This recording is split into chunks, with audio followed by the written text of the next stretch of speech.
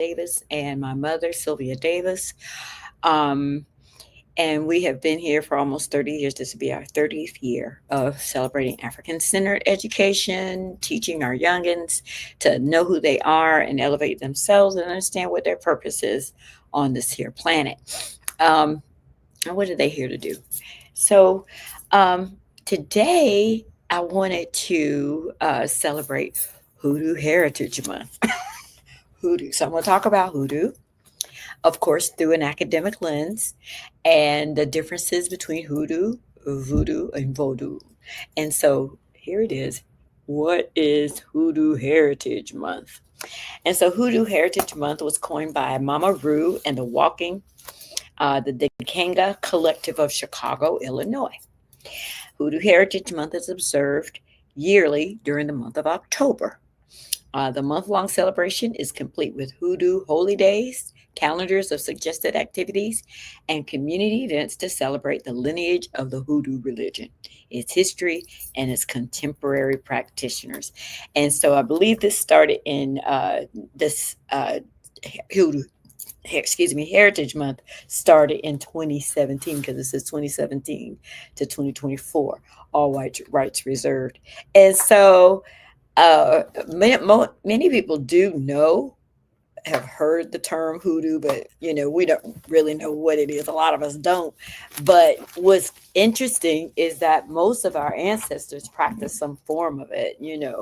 Um, I was watching a video just today about where a woman was explaining how just who practiced, she's a hoodoo or conjure woman or whatever, said that it would be an example would be your grandmother preparing chicken soup for you and collecting the herbs and the garlic and the onions from the yard, the greens and everything she's grown in her garden, and making this soup for you and praying over that soup, and that soup would be a healing for you. um, and that would be an example of hoodoo, just conjuring and praying for you. And um, and so, like I said, I want to be clear that this is just an academic. I'm not hoodoo is not a religion. It's mostly a practice. And so, um, I want to start. So, according to Professor Chiro's Academic Hoodoo, this is a website on the internet. Hoodoo can be in many things. It can be a spiritual practice, a healing tradition, an art form, or a magical practice. Um, Hoodoo in general is a tradition that evolved among African Americans. So our version is hoodoo in this country, and it started. They said the 1800s, the late 1700s, the 1800s, but it it evolved from our African spiritual practices on the continent. And of course, when Africans were picked up, you have to remember, they picked up the Mende, and then they picked up some Fulani, and they picked up some Wolof people, and some Temna people, and maybe they were going across. They picked up some people from the Akan or the Afanti, or as they were moving further along, they picked up some folks from Benin, the Igbo, and the Yoruba, and then as they went down towards Angola, they picked up some Congolese, and they picked up some folks from Angola, the Gola people. And so just imagine that there was this conflation of all of these um, different indigenous practices among Africans, the names of the gods, the spiritual practices that they had. And you have these people on these ships, unable to speak to each other because they're speaking these, different dialects. But when they're forced on this boat, now they're having to learn what these white demonic enslavers are saying to them, and they're having to. So if it's in French, is it in Spanish? Is it in English? Is it in Portuguese? Whatever that language was, they had to figure out real quickly what these people were saying, and so they started developing, Creole.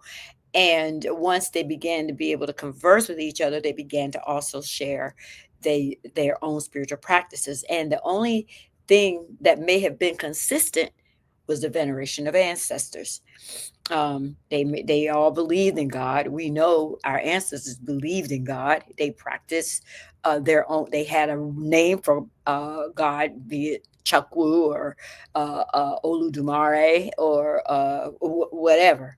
That word meant God, and so we don't have to say it has to be in English. They had their own words for the Creator, and so but they had to but they may have done, somebody may have had a little bit of an Islamic bent to their practice. So they believed in it. They prayed where the sun was rising, the sun was setting, the directions. They may have, someone may have been, if they lived along the coastline, they may have been more veneration of water. If they lived along the rivers, veneration of rivers. If they lived in the mountains, the veneration of mountains and mountain type spirits. And so they had to, they did not, the only thing they had when they got on those ships was their spiritual practices. That was it, because they were stripped of language, stripped of their clothing, stripped of their dignity and their humanity, or at least that's what the intention was.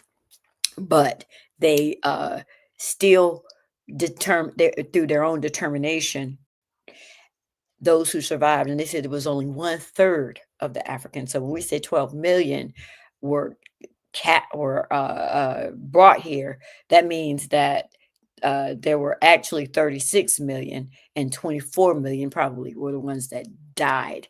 And we are the descendants. Those of us who are in Americas right now are the descendants of those who had what it took to survive that horrific, demonic, barbaric treatment by these people. So um, they had to forge new identity among themselves. They were the Fan, the Fula, the Yoruba, the Mende, the Temne, the Kru, Congo, Mandinke, Wolof, Akan, Asante, and so many different tribes and so many languages and so many different spiritual practices.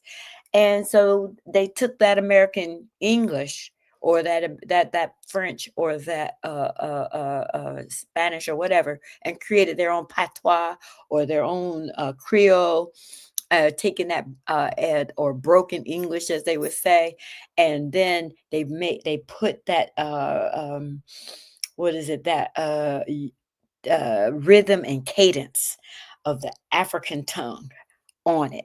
And so they turned that language and they made it into their own. And they blended their spiritual practices into something new. They're on this in this country. They in Africa, they were practicing their own medicinal knowledge, their own medical knowledge, their own pharmaceutical knowledge, herbal knowledge. And over here, they had to say, "Oh, wait, what plants do we use for this?" And so they had to rely on the indigenous people to share their understanding. This is what we do here. So that spiritual knowledge from indigenous people, the Native Americans, and their knowledge here. And then they had to deal with these Europeans, so they had to take some of the stuff from them too. Some of it, maybe, they had this Bible, and so they said, okay, well, we're going to take, we know that you all don't believe in the Bible, because why would you create a slave Bible if you really thought your Bible was so holy and sanctified? Then you would not have corrupted it by changing it and giving it to somebody else. You made me think you were doing a whole lot of nonsense if you can actually do that to your holy book. And so anyway, we know that they changed it, but our ancestors, in spite of them changing it, took the scriptures that they could and turned them into spells, turned them into yea, though I walk through the valley of the shadow of death, I will fear no evil. What is another one? No weapon formed against me shall prosper, and every tongue that rises up against me shall be brought down low. We turn those into to protection. We got the knowledge of the plants, like I said, and we like, okay, we did this way here. Let's see, how do we do this? Use this plant that we now have here. Does that have the same quality? Does it do the same? Will it work the same way in our body?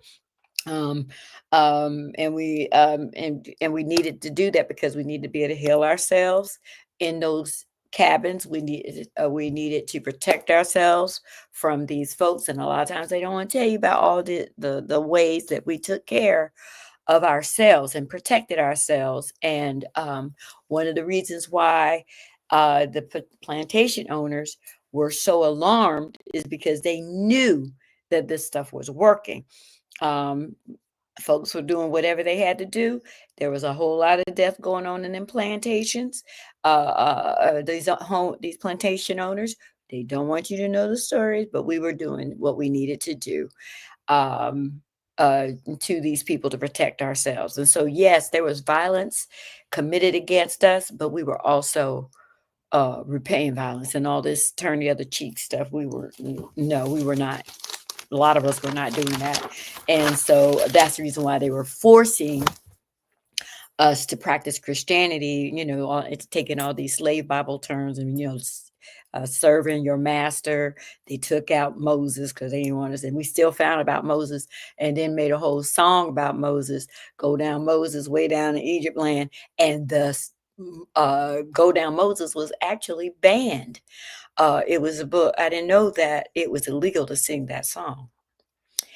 Hilarious. But our like I said, our ancestors were determined to find a way to survive in this land under the evil empire by using natural and supernatural elements in order to create and affect change in the human experience, according to Professor Shiro. Now, my first awareness of hoodoo in my family was when my parents would share stories of their grandparents. And so according to my dad, my grandma Alula Barham Davis could go tell you what plant to go out and find in the yard. And it could be lavender, it may have been cascarilla, I'm not sure. But she said if you bring that here, and she would use it to make a tea for her stomach aches or for her anxiety or whatever. And so I was like, oh, and so that's the healing art. And then my other grandmother, Cora Rogers, Cordine Rogers was, and she was in the spiritual stuff, and so, my mom remembers her doing things, that were like, "Whoa," she couldn't tell you exactly what it was, but she said they knew that she was doing, things like working with Ouija boards and, all kinds of spiritual stuff in her house too. And so, so my great grandmothers were definitely practicing this, and the healing arts, and the other one was on the magical stuff, dipping in that kind of thing. And so, and now because Europeans, like I said, were so violent and wanted to suppress this indigenous and African spiritual practices, they wanted to enforce, like I said, this Eurocentric Christian worldview with these slave Bibles. But I believe, I speculate that the reason why hoodoo was used, what they had to do is they had to take it undercover. So they had to practice it in secret. And so in my personal celebration of hoodoo month, I made this I crafted this from different types of papers or whatever, but they would have to meet in secret places. And they would play their drums, they would play their tambourines and their banjos or whatever, and had their little fire going, and hoot and holler in the middle of the night, deep, deep, deep in the woods. And so this is my hoodoo honor celebration of hoodoo hoodoo month. But the thing what hoodoo was not was this very strict practice. It's not really considered a religion. It's more of, like I said, a spiritual practice. And it doesn't have really any tenets. It is more about how you are feeling spiritually in your walk on this planet and with nature. So it's mostly about cosmic order, such as Ma'at. So, but Ma'at is an ancient Kemetic Egyptian practice of, and the virtues are harmony and balance, justice and order, truth and righteousness, reciprocity and prosperity. And so that is kind of what the point of hoodoo was. It was to maintain this sacred relationship with the earth and with the creator. They believe that in superhuman powers. So you've got your ancestral space. You have people believe in guardian angels. You believe in signs like, uh, my uh, my son had, a peacock showed up in my yard the day he transitioned, and we consider that to be like an omen because I don't live around peacocks, and I've been living in my house for almost 30 years.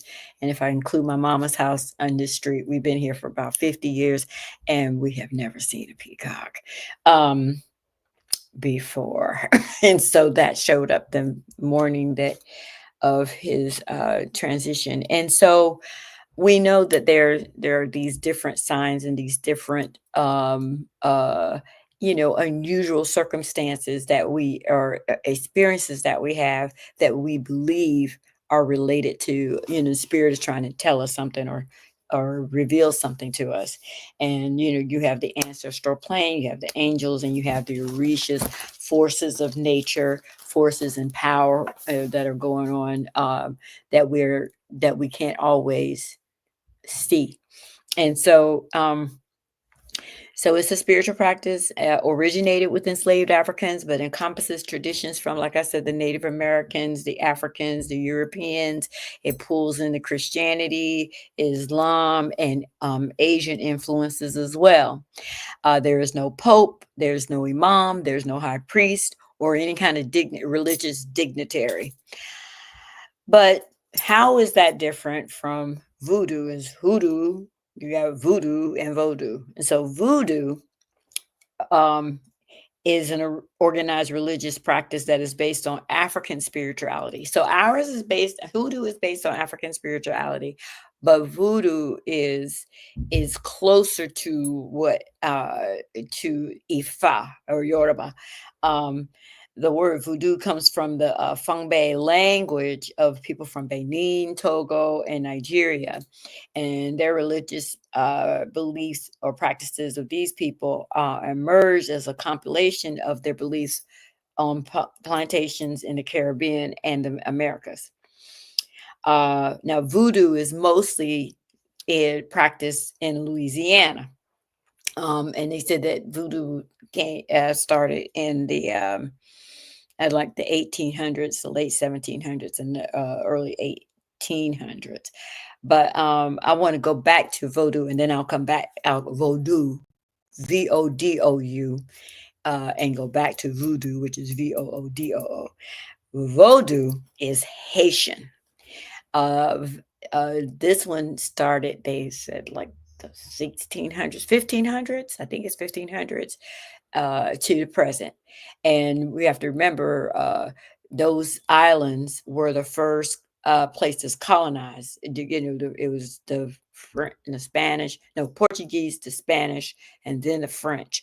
And so all of the Caribbean, a lot of the reason why they're speaking French is because France was in this thing first. England didn't join in until much later. So, and they had to cloak it under Catholicism. So you had this Catholic religion, and you had Vodou, which was considered to be this demonic spiritual system, but it's a trip. So you've got these saints, and then we have the Orishas, and then we have Olodumare, and then they have God, and then we have Olorun, and they have Jesus. So it's like very close in its in the way it was structured, which is the reason why I think a lot of Africans became Catholic because it was they could see the overlines. So, for example, you would have Yemen Jah, however you want to say her name, but she is the Orisha of the sea. She's of motherhood, of fertility, and then you have she is associated with the Catholic Saint Our Lady of Regla, the Virgin Mary, or Virgin of the Sea. And so, and both of them are wearing blue. And I don't think, do I have Yemen Yah? I don't think I have Yemen Yah. Let me see if I can pull up a picture of Yemen Yah for you. Yemen, Yemen, Yemen Yah.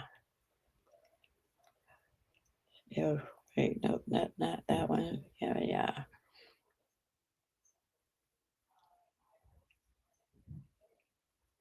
Goddess images.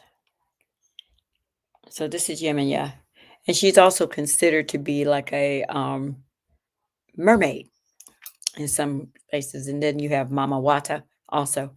And so then you have uh oh, I don't know. Do I want to pull up the saint? Let's see, Virgin Mary. Mary. Saint Virgin Mary. And as you can see, she's also wearing blue. Okay. And so then you have Ogun. Uh-huh. And an example of Ogun, and we know Ogun is a warrior. He symbolizes war, iron, technology in the Ifa tradition. But then you have Saint James, James, Saint James. The Catholic Church. And St. James was also James the Great. He is supposed to be associated with pilgrims, pharmacists, and soldiers. So both of them are related to war. But he's wearing red. I don't know why the colors don't match, but because I think Ogun is green or whatever. But anyway, so the spiritual practice also include a belief in providing offerings of food, fruit, liquor, and sacrifice animals. Um, you know, the thing that you see in a lot of the Holy Ghost Pentecostal churches of people getting caught up in the spirit as they start playing the music and speaking in tongues. Well, in Vodou, that's what they use their music for too. So while we're catching the Holy Ghost in Africa or in our traditional practices, that's exactly what was going on when they were playing these drums. They would have encouraged the spirit to possess a believer, and these instruments included the drums and the tambourines and the shekres and the bells, and singing and dancing and calling people up, conjuring up this energy.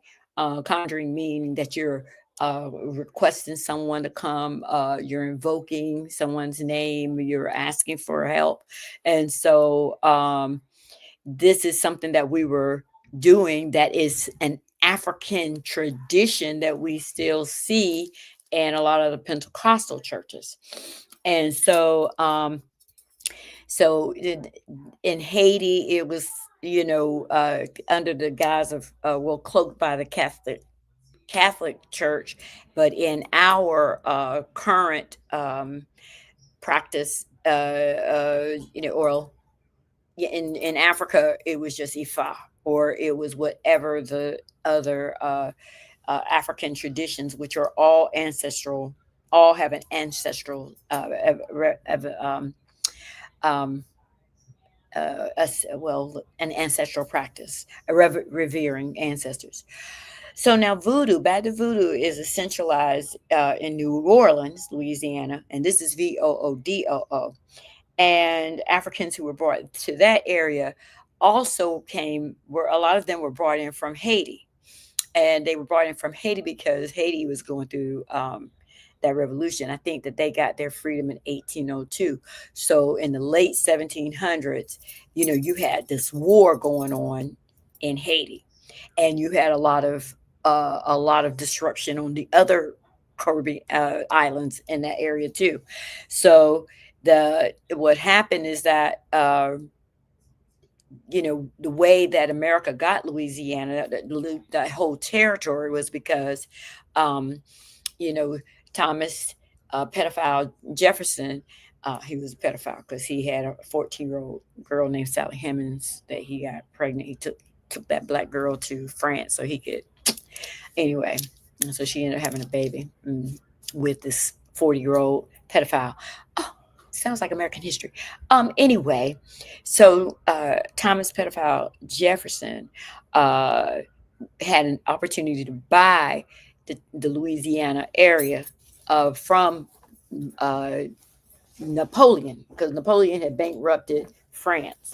And so with this war, he thought he was going to just walk in there and just do it. And it didn't happen. Oh, wait a minute. What's going on? Okay, wait. All right. So, um, my screen. So, this was the Louisiana Purchase. So, I want you to just see how I just need that picture. So, America went from the West Coast, and so expanded to Montana. You see North Dakota, Minnesota, South Dakota, Wyoming, Nebraska, Iowa, Colorado, Kansas, Missouri, Oklahoma, Arkansas, part of New Mexico, what is now New Mexico, a part of Texas and Louisiana. And so they got the Gulf of Mexico, not anything else, but the Gulf of Mexico all the way through Canada. And so it doubled the size of the United States, but that was all because of Toussaint Louverture and Dessalines, Jean Dessalines. And dude lost. So anyway, so voodoo was brought to that Louisiana area, and expanded and broadened, and became one of the primary spiritual practices in that area. But it was because of some of it I would attribute to the Haitians. And so there's a video that if you want to watch more about, it's called Uncovering the Power of Hoodoo, an Ancestral Journey, by Tariana Tank Ball. And it's a PBS, so it's, public broadcasting service, about 13-minute video, with a Dr. Kamala Martin. And she is sharing how our ancestors used voodoo, or use hoodoo, here. In Brazil, it was candomblé. In Cuba, it became Santeria. But all of these were used to help us survive the Middle Passage, to survive the genocide, to survive enslavement, to survive rape and murder and dehumanization. And we use these spiritual systems, these spiritual pathways, to elevate our ancestors who persevered and overcame with love, passion, persistence, honor, wisdom, suffering, overcoming tragedy. They had their own foolishness, they had their insanity that they were dealing with, but they had joy in the midst of some of this stuff, and all of their full humanity. They came through this thing in their full humanity, and it helped them to overcome their enslavement. And we are here today because our ancestors practiced their indigenous veneration of their ancestors. They worship their ancestors. They venerated their own ancestors, and we need to venerate ours, because look at us. Black women are the most educated people in this country. White men are the least educated population in this country right now. We are, according to, if you look at their numbers, their percentages, least. We are doctors, lawyers. We built these colleges, but that is our indigenous practice. And on the continent, we have the oldest universities, the oldest schools of learning, the oldest science exploration, the astronomy of medicine and all that. We had all of that. And so really what we're doing now is recovering what we lost during the enslavement. And this is who we are, and we need to make sure we continue to venerate our ancestors, and teach our children to do that, so they will venerate us, so we will be there to help them through whatever they are going to go through. So anyway, happy Hoodoo Month from October 1st to October 31st. Celebrate your people.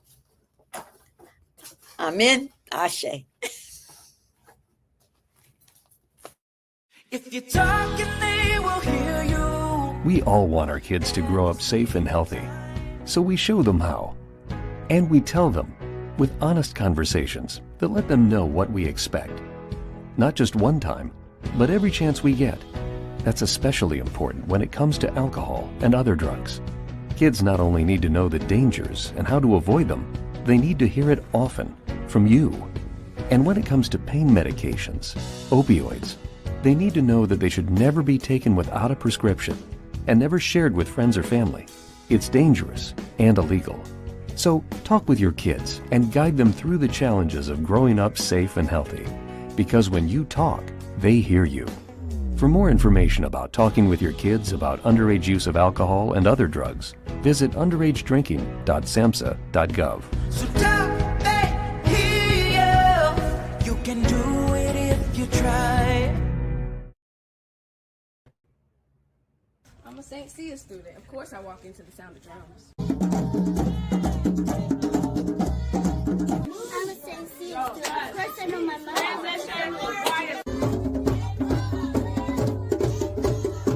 I'm a St. Sya student. Of course I can play the drum.